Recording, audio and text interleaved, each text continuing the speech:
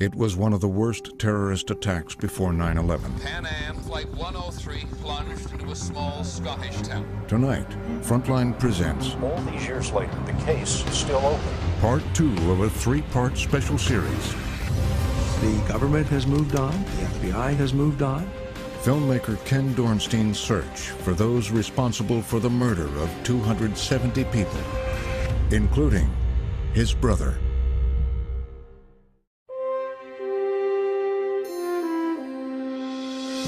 Frontline is made possible by contributions to your PBS station from viewers like you. Thank you. And by the Corporation for Public Broadcasting. Major support for Frontline is provided by the John D. and Catherine T. MacArthur Foundation, committed to building a more just, verdant, and peaceful world. More information is available at macfound.org. Additional support is provided by the Park Foundation, dedicated to heightening public awareness of critical issues. The John and Helen Glessner Family Trust, supporting trustworthy journalism that informs and inspires. The Ford Foundation, working with visionaries on the front lines of social change worldwide at fordfoundation.org. The Wincote Foundation, and by the Frontline Journalism Fund, with major support from John and Joanne Hagler.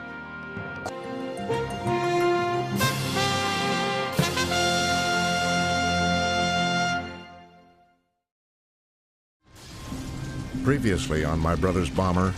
I know you guys know that I had a brother, but you probably haven't heard me say that much about him. Maybe you could show up in Libya, and maybe it would be possible to get an answer for once. All these years later, the case is still open. Jesus, look at this room. To be frank, 99% of them are gone. You would get a lot of information out of Mr. Bollier. Bollier. He's located in Zurich. Zurich. The truth has to come out about Pan Am 103.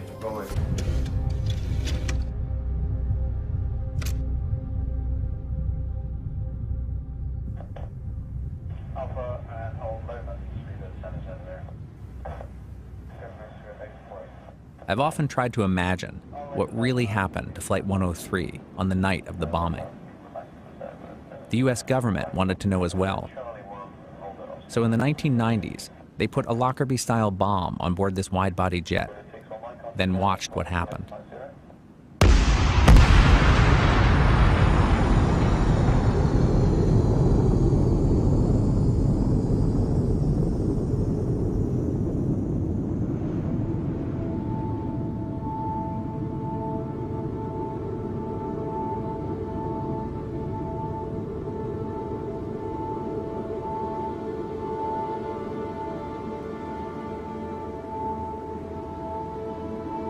It took just 1 pound of Semtex plastic explosive to reduce one of the world's most sophisticated passenger jets to hundreds of thousands of pieces. And somewhere in all of this, I can't help but imagine, were the 259 people on board, like my brother. Hello?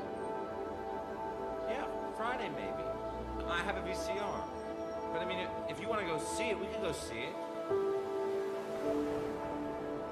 For years, I kept thinking I was seeing him on the street in New York. I just didn't believe he was dead. And I still sometimes think I'm going to see David. I have not, still to this day, completely accepted that the guy is gone. Imagining him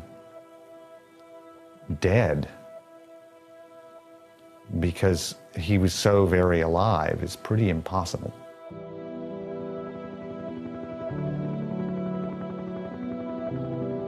David and the other passengers on Flight 103 fell 6 miles to the ground, landing in and around the town of Lockerbie.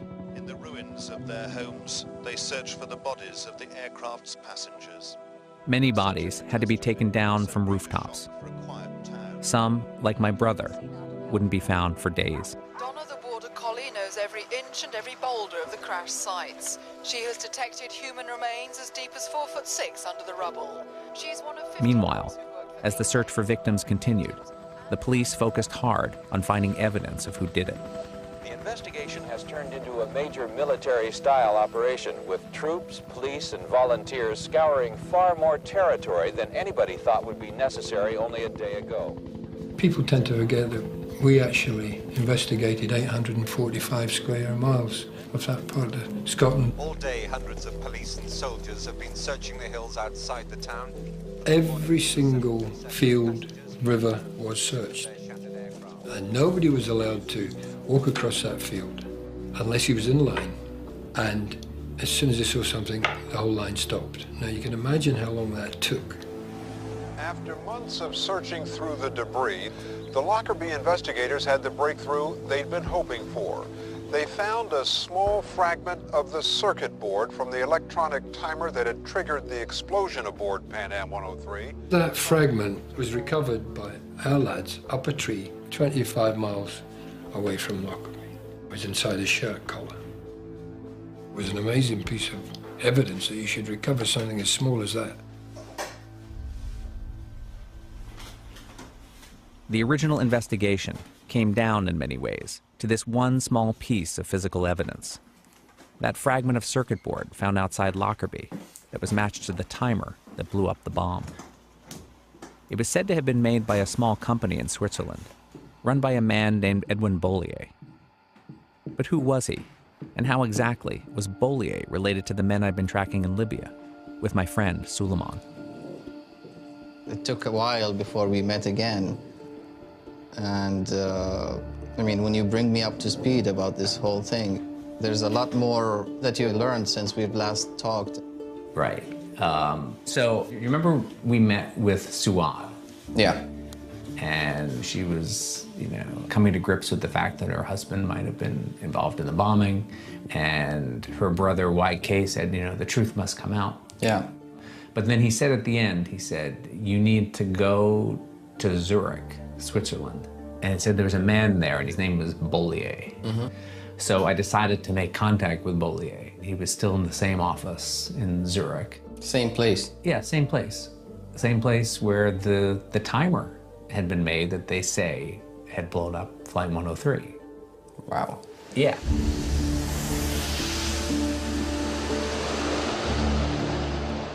It had been just over a year since I first set off to Libya in search of answers. But now I was convinced that a key piece of the story lay here in Zurich, where investigators traced the custom-built timer that was so critical to the Lockerbie plot. At some point, this timer was fit into the Lockerbie bomb, so it would blow up, at least in theory, exactly when the terrorists desired. Edwin Bollier is said to have supplied the timer which set off the Lockerbie explosion. Investigators first came here to question Edwin Bollier about his timers back in late 1990. They showed him a photograph of the fragment they'd found near Lockerbie, and Bollier identified it as a piece of a timer he'd sold to the Libyan military a few years earlier.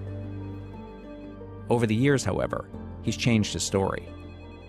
He now maintains that the timer they say blew up Flight 103 was not actually one of those he sold to Libya.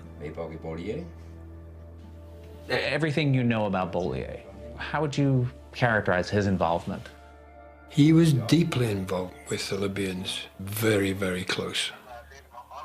The Libyans were operational in Zurich and were getting supplied with timing devices by Mr. Bollier. Okay. And he never told the truth. And he used a lot of angles to sidestep it as well. The Scottish officials were, in fact, considering him as someone who could be possibly charged. It's baffled me for some 20-some years now. What did he really know?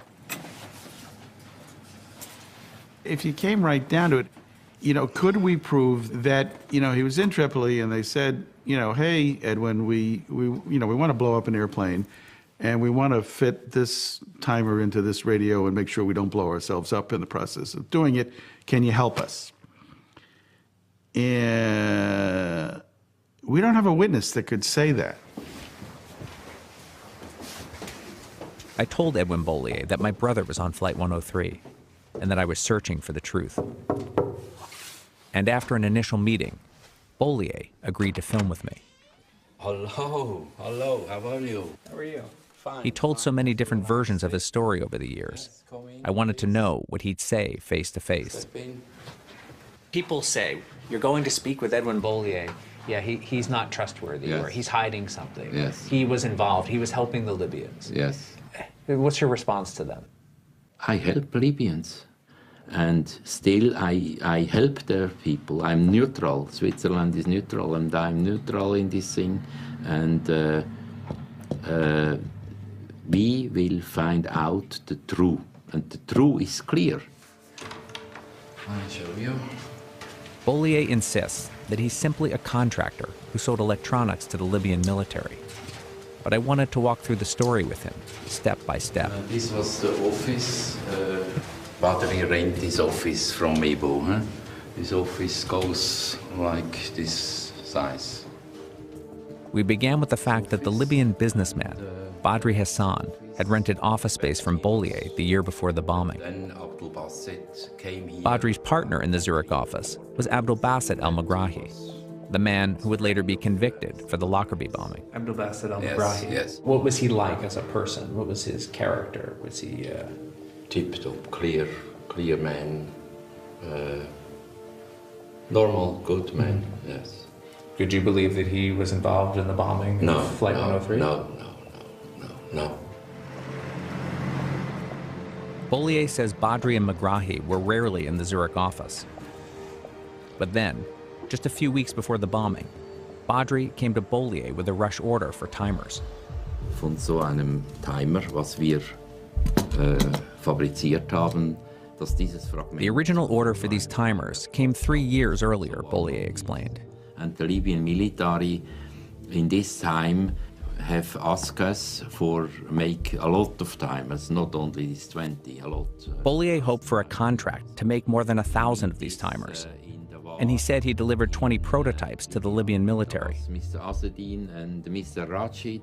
But the two men who originally ordered these timers, Ezzedine Hinshiri and Syed Rashid, were not regular military officers. They were Gaddafi Inner Circle members and intelligence officials. And it was Badri Hassan, a civilian with ties to the Inner Circle, who would come to Bollier about the timers just before Lockerbie. Bollier insists that he had no idea the reason behind Badri's rush order. When Badri ordered these timers, he wanted them right away. Did he say why such a rush all of a sudden? The original order was 3 years earlier. He told me they need this sofort, also immediately. So you're saying they put an order in 1985.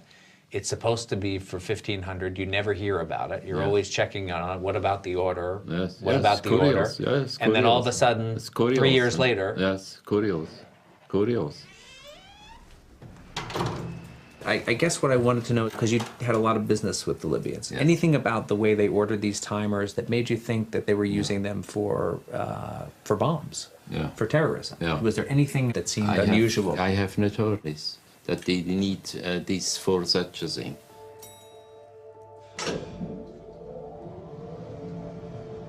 Bollier says he was out of stock of the MST-13 timers that the Libyans had rush ordered. So he delivered some knockoff timers, which they rejected.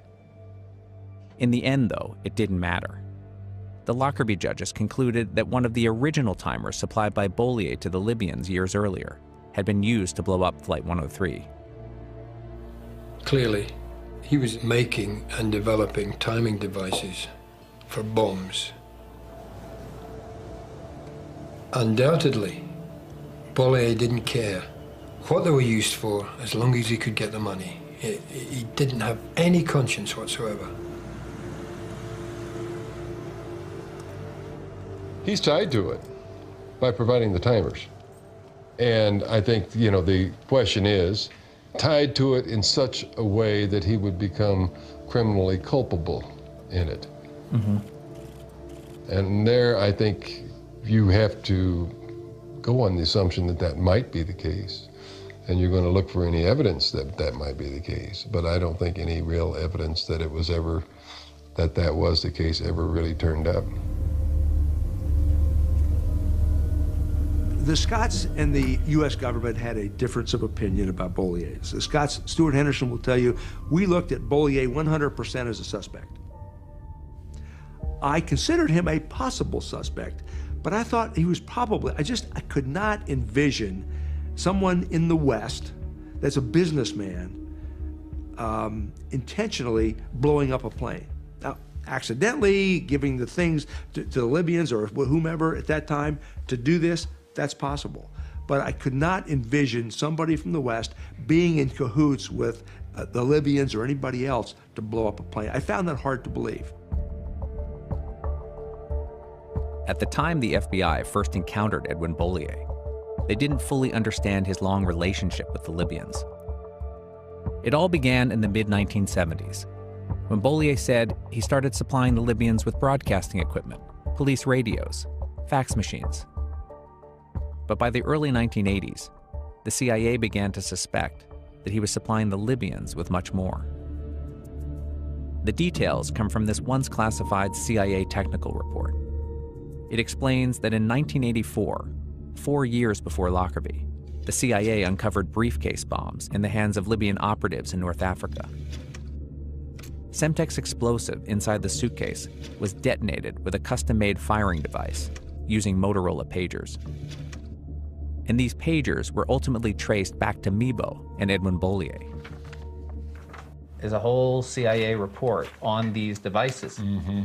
They find a briefcase and Semtex, and so they're analyzing this whole thing. This was in '84. Right. I mean, if you had known, this guy seems to be supplying the Libyans with devices to do bad things. I mean, would that have colored your dealings with him at all?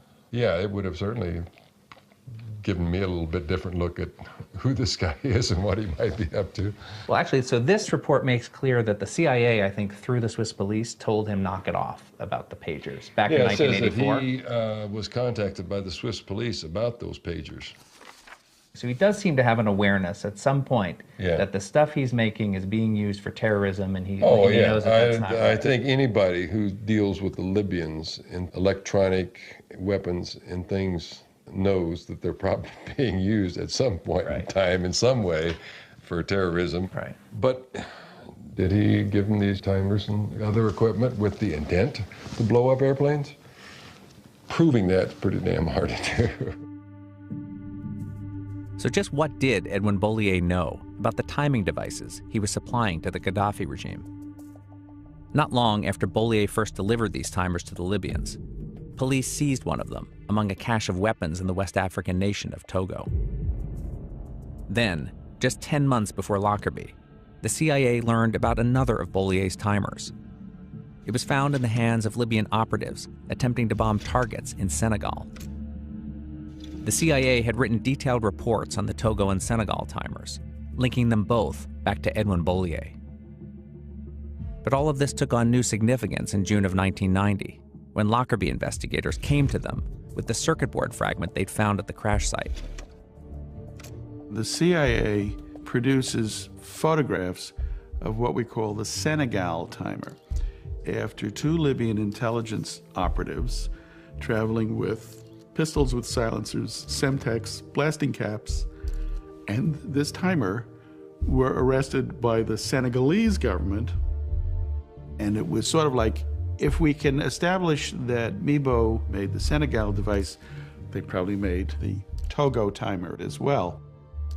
So they take the thing apart, and on one of the circuit boards within the timer, they find something that's scratched out that was determined to say MEBO. I mean, did you used to write Mibo on the circuit board? Yes, all the PC boards have Mibo. Oh. Why this is scratched here, I don't know. Well, they said because you can read Mibo. It's clear. Mibo. But I guess what they would say is that if the Libyans were using your timers for terrorism, they wanted to scratch it out so no one would figure it out. Yeah, I don't know, but that they crashed this. This is curious. But I mean, just your relationship with Libya. you gave them radio equipment, and you had a long relationship with them, and then suddenly you find that your timers are showing up in the hands of Libyan agents in Togo or Senegal, and they're using your timer for terrorist purposes. I mean, how did you feel about that? Yeah, the feeling was not good, and so it's clear that we stop everything immediately with such things, with timers and commando cases. We have stopped everything. But I told also on the first time. It wasn't clear to me when Bollier says he stopped supplying electronics to Libya, or why. And he still maintains that he was only made aware of the Togo and Senegal operations much later. But at the Lockerbie trial, it emerged that Bollier was actually in Tripoli during the week before the Senegal operation. When asked about the purpose of this visit and whether it had anything to do with his timers, Bollier replied that he couldn't remember. Bollier did remember another trip to Libya that year. He told the FBI that he was in Tripoli that December, just before what turned out to be a major operation, Lockerbie. He said he ended up at Abdel Basset al-Megrahi's office, just 2 nights before the bombing. It was here, he said, that he witnessed a meeting. Bollier still recalled that night, and even drew me the layout of Megrahi's office. Here, I think, here was the room from Abdel Basset with doors, and they have a meeting here. And then But what was this meeting at the office of the man later convicted for the bombing? This scene here that you just sketched, with the meeting and waiting for Megrahi on that evening so close to Lockerbie. The prosecution at the trial, they made this sound like the Libyans were planning Lockerbie in this room here, right across from you. They say this, yes, they say this. Do you think that's what was going on in there? No. I see, today I see complete another thing. The only problem with Bollier's current denial is that it once again contradicts what he said years ago when he initially spoke with investigators. At that time, he made clear that this meeting before Lockerbie involved thugs and some high-ranking Gaddafi officials. And when asked about the purpose of the meeting, Bollier told the FBI that this meeting could have been part of the preparations for the bombing of Flight 103. To try to sort out the truth from lie with Edwin Bollier, how do you approach that? With a large bottle of aspirin, you cannot reconcile all of his statements. He was telling the truth initially, but he's lying now. I don't know what goes on in his mind. I mean, part of me says, at a minimum, he recognized that he facilitated this unspeakable act, if by no other means was supplying this timer. Post-bombing, you wonder whether he says to himself, my God, I am at least morally responsible for this horrible crime. But then I think Bollier's, self-preservation thing kicks in, and he can't accept that responsibility. Over and over, I would ask former Lockerbie officials about Bollier. He was a suspicious character for sure, they'd say, but there was no proof he knew the true purpose of his timers, and no witnesses against him. Inevitably, the discussion would land at one more unusual piece of the Bollier story. A letter that Bollier secretly passed to the CIA just a few weeks after the bombing. In the letter, Bollier pretended to be a Libyan with information about Lockerbie. This was unusual for many reasons, not least because almost no one close to the investigation suspected Libya for the bombing at the time Bollier typed this. In January of 1989, some unknown businessman from Europe came to the U.S. Embassy in Vienna, and he left a letter for the ambassador. In the letter, he blames Libyan officials for carrying out this attack. Big shock to us. He told us something we didn't know. 6 billion people in the world, and all of a sudden he's identifying himself as the guy that says, I think the Libyans did this, way back in 1989. The FBI had actually ignored the letter for a year and a half. Then, once the timer fragment led them to Mibo, It was Bollier himself who told him that he'd written it. When he started telling me all this, I was stunned. I mean, this is totally out of the blue. The hair on the back of my head was starting to curl up, and I was starting to get cold chills thinking, is Bollier confessing to being involved in the Lockerbie bombing? Bollier wasn't confessing at all, and he now claims he was forced to write the letter by a mystery man from a foreign intelligence service. But back in 1990, he told the Swiss police that he wrote the letter to try to put investigators, who were then focused on Iran, onto the track of the Libyans. And he continued this focus on the Libyans when he was interviewed for a week at FBI headquarters. I think Bollier was in fact convinced that it was the Libyans who were involved in Pan Am 103, and that he was trying to get everybody focused on that. The FBI began grooming Bollier to be a witness against the Libyans, and Bollier was looking to make a deal. He also indicated his desire to establish some kind of a business relationship with the FBI. If he could sell the FBI electronic equipment, fine.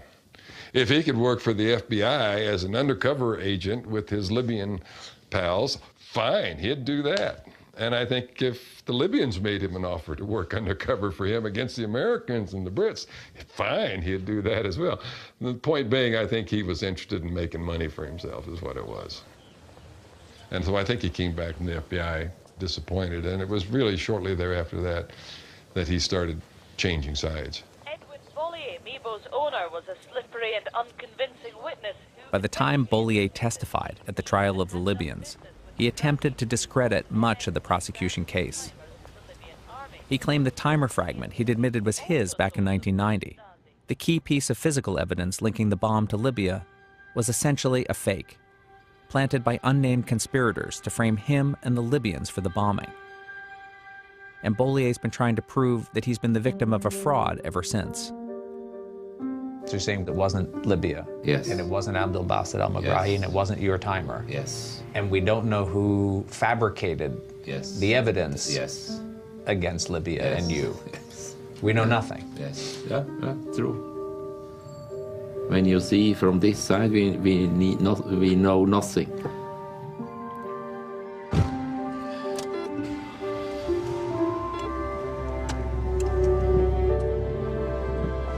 Unfortunately for Bollier, a special Scottish commission reviewed most of his claims about the timer fragment and found them completely unsupported by evidence.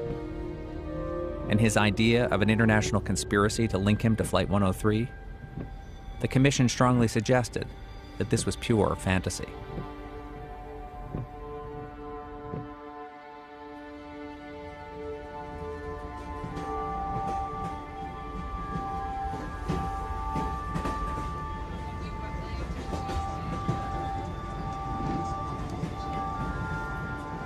So what to do next? How long would I keep up the chase? At some point, I took a detour on my way home and found myself returning to the place where it all started for me so many years ago, Lockerbie. It's out here, 18 miles east of Lockerbie, where a pattern of wreckage may well be emerging. Sections of the cargo bays in one area, suitcases, backpacks, and personal belongings in another. The fuselage lay amongst the town's ruins. The cockpit was 3 miles away, severed from the rest of the plane, nose down in the soft earth. In my imagination, it's always just after 7 p.m. in Lockerbie. It's always December 21st, 1988. And a Pan Am 747 bound for New York is always just about to explode overhead. Is this Sherwood Crescent? It is. It's Sherwood Crescent. This is where the wings fell. Today went to the site of the huge crater caused when the jet ploughed into the Sherwood area of the town. It is being excavated by troops and firemen. The smell of aviation fuel still hangs over the scene.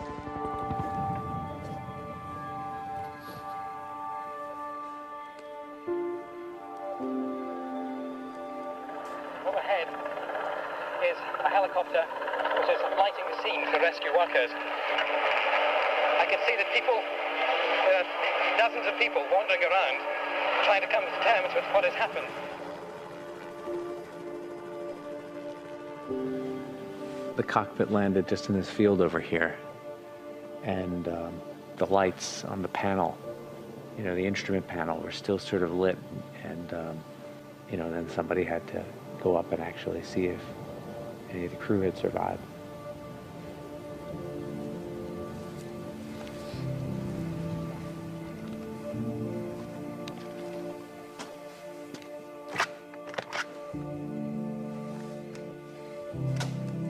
When you called me, my first take was, why is Ken still doing this? As a brother, you love him, but you don't owe him anything, you know? And I don't think you'll find necessarily peace in yourself by looking into it. But of course you're not gonna forget. I just want one person to tell me that the story is true, and I'll let it drop. I don't need the whole picture. I just want one guy. Yeah. And then I feel like I'd be done. I mean, this is your family legacy, you know? This was your inheritance. You were given the story, and you're a storyteller, so maybe you have to tell the story.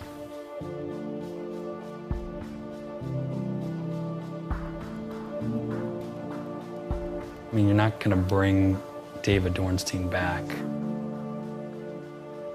In some perverse way, I'm glad that you're tracking down the last of the terrorists and finding justice for your brother and my friend. I think that David would have enjoyed the chase and enjoyed the idea that you were going to sit down with his killers.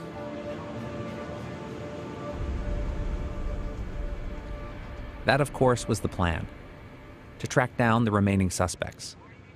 And for 2 years, I'd been trying to carry it out. But for all my efforts, there was still just one person ever convicted for Lockerbie, Abdul Basit al-Megrahi.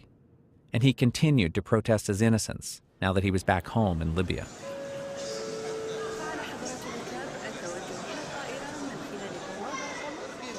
I decided to return to Tripoli to see if I could talk to Megrahi myself, now that there was a new government in place. My old friend and translator Suleiman had offered to help me track him down. It turned out we weren't the only ones trying to find him. A lot of late news out of Libya tonight. Among the new developments, CNN's Nick Robertson managed to locate the Pan Am 103 bomber. Here is his report. Abdul Basit al-Megrahi was released from a Scottish jail 2 years ago. He came home to a hero's welcome, freed on compassionate grounds, because doctors said he'd be dead in 3 months. But convicted Pan Am 103 bomber lives. We found Abdul Basit al-Megrahi's villa in an upmarket part of town.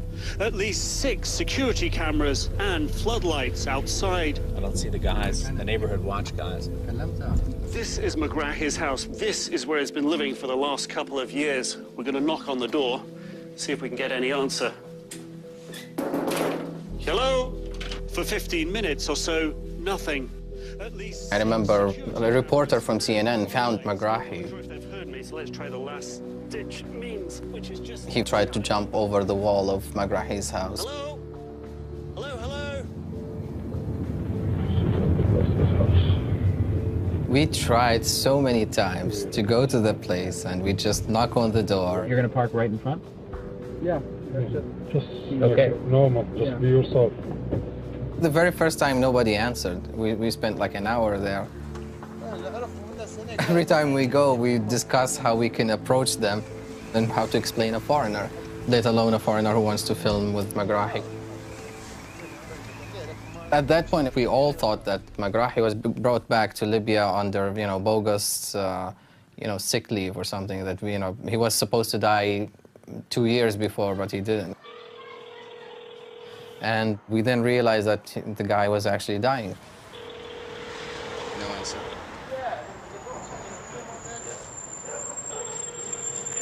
Decades since the bomb exploded on board Pan Am 103, it seemed the secrets of the attack would die with the bombers. Convicted Pan Am 103 bomber Abdul Basit al-Megrahi appears to be just a shell of the man he was. Do you know how long he has left? Nobody can know how long he was still alive. Nobody knows. Whatever secrets he has may soon be gone. Time was running out to meet Megrahi. But then I got a break. Right here, right here. I met up with Dr. Jim Swire, a Lockerbie relative who I'd known for years. It turned out he'd also made the trip to Libya in search of answers, and he too was here to try to meet with Megrahi before he died. Unlike me, Dr. Swire had been to Libya many times before. And when was your first trip to Tripoli? It was about 2 weeks after they issued the indictments against the 2 Libyans. Back in 1991, Dr. Swire came here to meet face-to-face with the Libyan leader, Muammar Gaddafi. Over the years, Swire worked hard to persuade Gaddafi to turn over the suspects so the evidence could finally be heard in a proper court. Abdel Basit Ali al-Megrahi was convicted of 270 counts of murder. But during the course of the resulting trial, Swire says he became troubled by key elements of the prosecution case. The judges had found weaknesses in the identification of Megrahi as the man who bought the clothes wrapped around the bomb. And Swire believed the prosecution had failed to prove the route that the bomb bag had taken to get onto Flight 103. And then there were deep questions that Swire and others would raise about the legitimacy of the key piece of physical evidence in the case, which they suspect was in some way not genuine. All of this, in the end, convinced Swire that Megrahi was innocent. He began to meet with the convicted bomber in prison, then started a public campaign for his release. I'm well aware that what we're doing is disturbing to those who think they've found closure through the conviction of the Libyan, Megrahi. I think it would be inhumane, indeed downright cruel, to keep the man in prison to die. Please understand that I think what I'm doing is to seek the truth, and I also think that if you would look with an open mind for yourselves, you would find there's a great deal of truth there that you haven't yet looked at. I really just want to see Megrahi again the last time before he does die, because he's clearly at the doorway, the threshold of death. And we were perhaps a strange team. Dr. Swire wanted a chance to say farewell to a man he now considered a friend. And I wanted to meet a man I believed had helped murder his daughter and my brother. وقت ظهرك تعب هلبا لا إن شاء الله خلاص معنا بعد 12:30 كنت ندير لك تليفون. Suleiman helped us make contact with Megrahi's family. It cut off, but he said to call back tomorrow 12:30, 1 o'clock. Right. And he was like, Dr. Swire alone should come if it happens at all. If it happens at all, me alone. I'm quoting him when I say if it happens alone, at all. No mention of Ken. It's, you know, he emphasized the fact that, you know, he's now really sick, you know, he can't really even see his family and friends. It's... We'll have to rely on what they tell us then, because if he's that sick.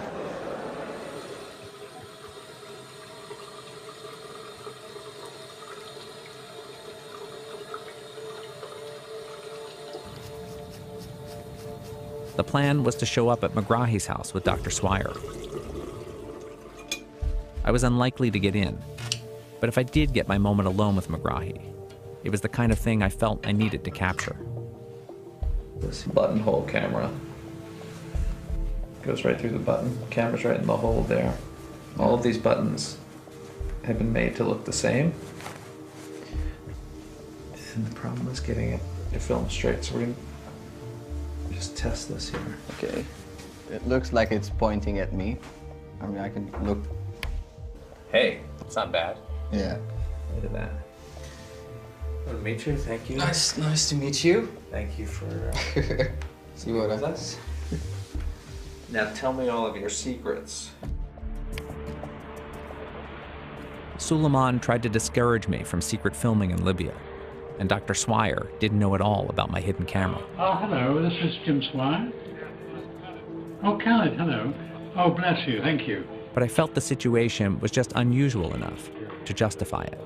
Yeah, hi. Oh, hi. This is my friend, Ken, yeah. Hi. Megrahi's son Khaled came to greet us. How's Basit today? He's very ill. Yes, I know. But he wants to meet you. That'd be great.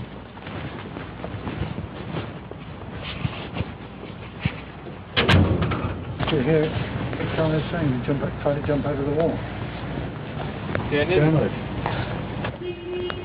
The family was very sensitized by then to the media. And the reason they let me in, I mean, they knew, you see, that McGrahy actually wanted to see me. Only one, only you. Only me, okay. Because the inferior and the room is yeah. Okay. But I couldn't get you past the entrance hall of the house. I was taken straight into the room where Bassett was lying in bed. And he was really drifting in and out of consciousness, but he smiled when he saw me come in and sort of held out a feeble hand to welcome me, as it were. And there were tears on both sides, actually. We both knew it was our last meeting. Okay if I stand? Or just stand? So you had gone in and had your meeting, and I was thinking, what am I going to do? Hammam? Yeah. And I was shown by the 11-year-old to the bathroom, knowing that to the left was McGrahy's room. So I was ushered into the bathroom. What do I do? And I'm washing my hands and I'm thinking, am I going to make a scene? And the only person outside the door is his young son. Am I gonna push past him and go into the room and say, did you murder my brother? Tell me what you know before you die. And I thought, what's really gonna come of that meeting? I had come in as your guest, and as their guest. He was dying, and he had made his position clear. And for a bunch of different reasons, thank you. I walked out. I'm satisfied the truth has nothing to do with your father. Documents to support that, obviously, are crucial. Thanks very much for your help. Okay, thank you very much. I never spoke directly to McGrahy, but I did listen to his final messages to the world. زارني دكتور سواير وقال لي بصريح العبارة بإدانتك والحق سوف يطلع يوم من الأيام. أنا إنسان أبسط مما تصورون. أنتم الغرب كبرني بطريقة كبيرة، فأرجوكم خلوني بالله. يعني عندي أيام ولا أسابيع ولا شهور نبي نموت في بيتي بنهدي.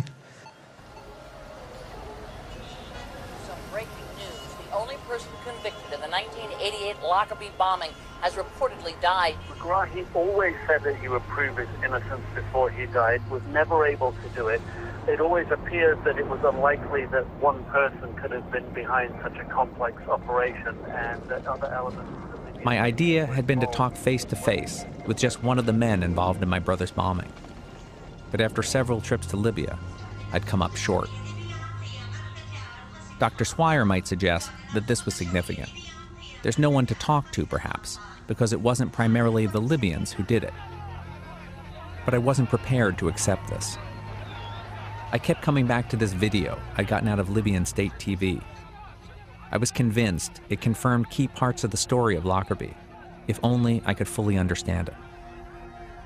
First up the stairs was the man in the striped shirt, Saeed Rashid, one of the men who originally ordered the timers from Edwin Bollier. And there to pick him up at the airport was Abdullah Sanusi, the Libyan spy chief who was once convicted of the bombing of a French passenger plane and who was always suspected of a key planning role in Lockerbie. And then there was the man in the back seat, a mystery Libyan official. He must have been important to have been in the car at that moment, but who was he? I couldn't help but suspect that he might be the big remaining question mark on my list, an elusive figure whom investigators never fully explained.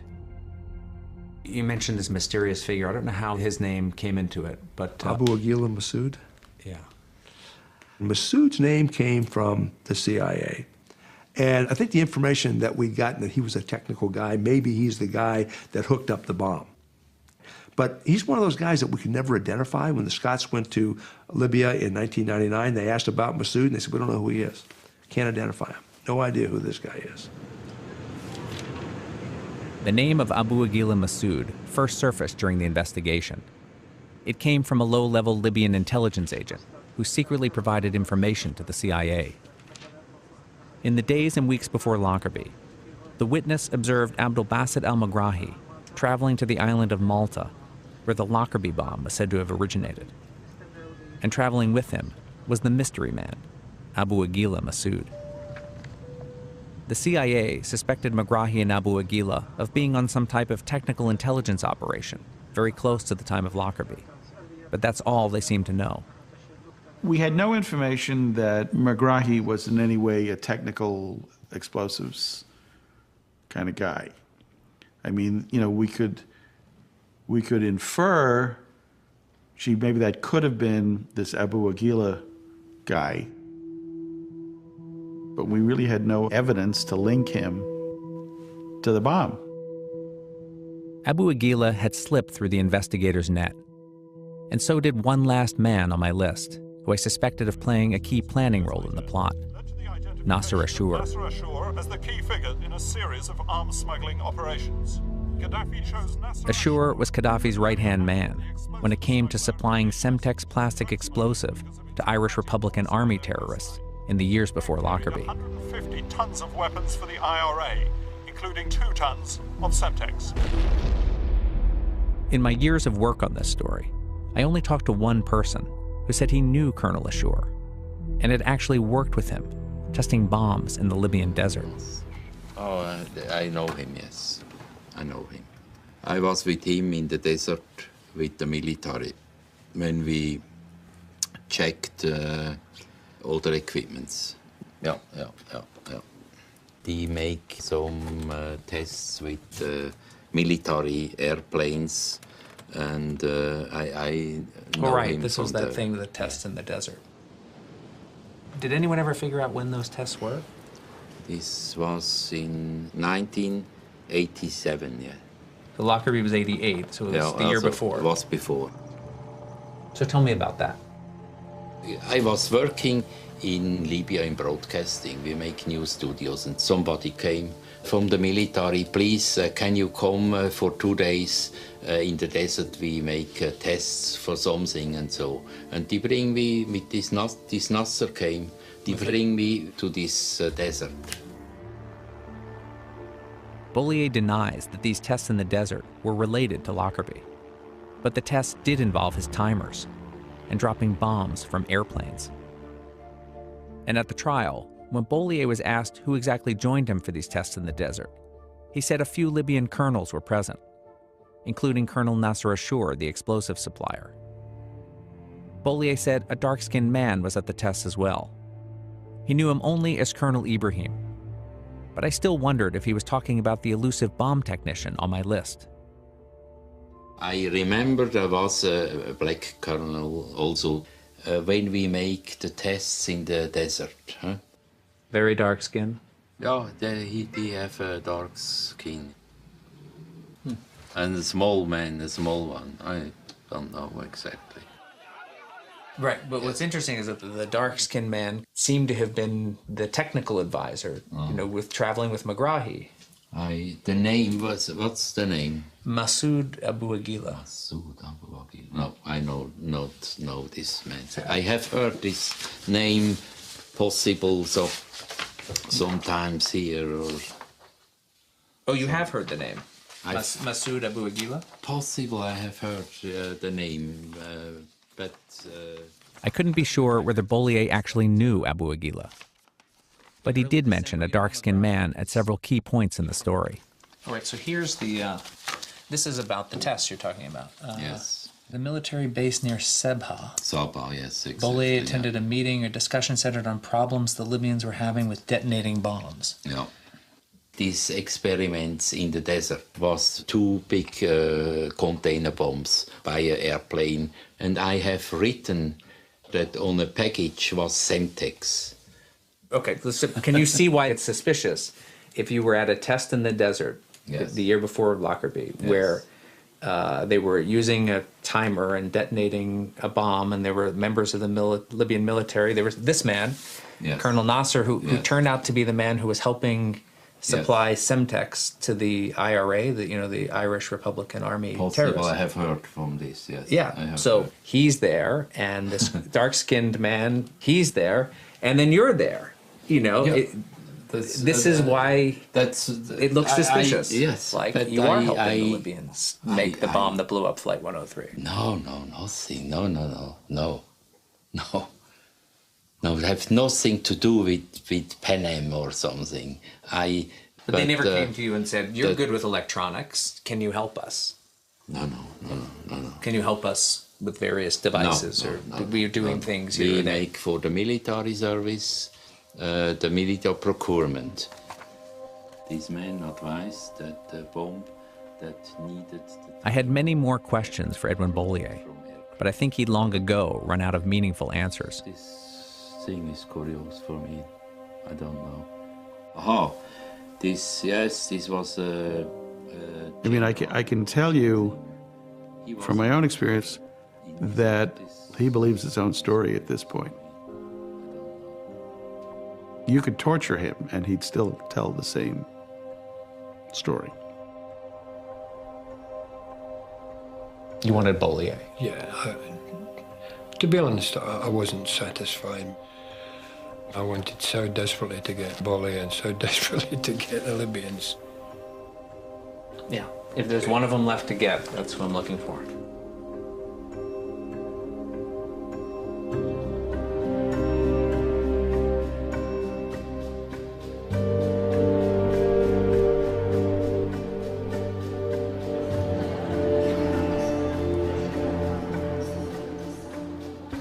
Talking to Bollier was frustrating, but it did make me feel like I was getting closer to the truth. He was linked with almost every man on my list, but I just couldn't connect the dots. Now I was back to work on the others. The men I was looking for could be anywhere at this point, and I couldn't keep up the chase forever. But then, 2 years into my search, I finally found someone who could help me. He was a Libyan operative who'd helped carry out another attack against the United States a few years before Lockerbie. In the mid-1990s, this man had talked to German investigators about what he'd done. And his confession in that case would help me finally unravel a key mystery of Lockerbie. You said he provided some new information. Yes, right. The witness described in what way and by whom the bomb was prepared. Because, of course, you don't bring a bomb as a bomb. You have to put it together.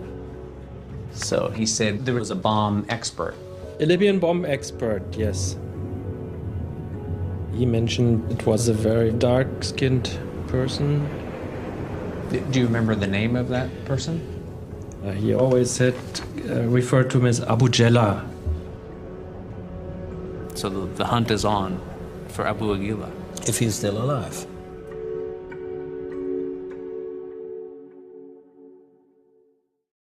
Next time on My Brother's Bomber. Inside Libya, there's no way you're going to figure this Lockerbie thing out. From Libya. If there's somebody alive today that was involved in this and there's knowledge of that, we should be going after them. To Berlin. Would that surprise you that the bomb expert in LaBelle is also involved in Lockerbie? Filmmaker Ken Dornstein closes in on a known bomb maker he suspects was involved in the death of his brother. Go to pbs.org/frontline for more about the search for answers in the bombing of Pan Am Flight 103. Lockerbie's still an open case that somebody has assigned to him. Explore an interactive guide to filmmaker Ken Dornstein's investigation into the attack. We got part of the conspiracy, but only a small part. Connect to the Frontline community on Facebook and Twitter. Visit us on YouTube for even more original Frontline reporting. And if stories like this matter to you, then sign up for our newsletter at pbs.org/frontline.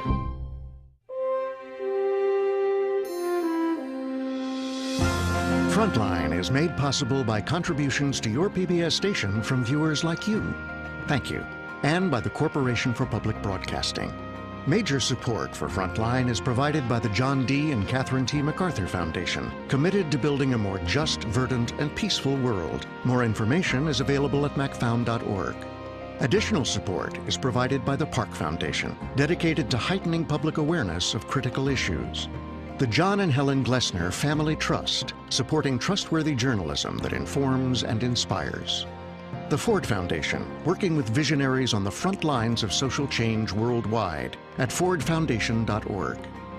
The Wincote Foundation, and by the Frontline Journalism Fund, with major support from John and Joanne Hagler. Corporate funding for Frontline is provided by Brigham and Women's Hospital.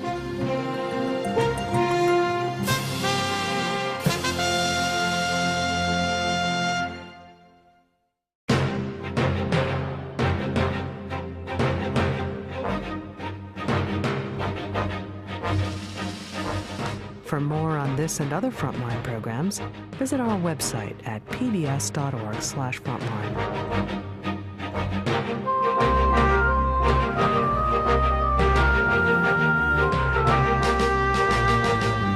Frontline's My Brother's Bomber is available on DVD. To order, visit shoppbs.org or call 1-800-PLAY-PBS. Frontline is also available for download on iTunes.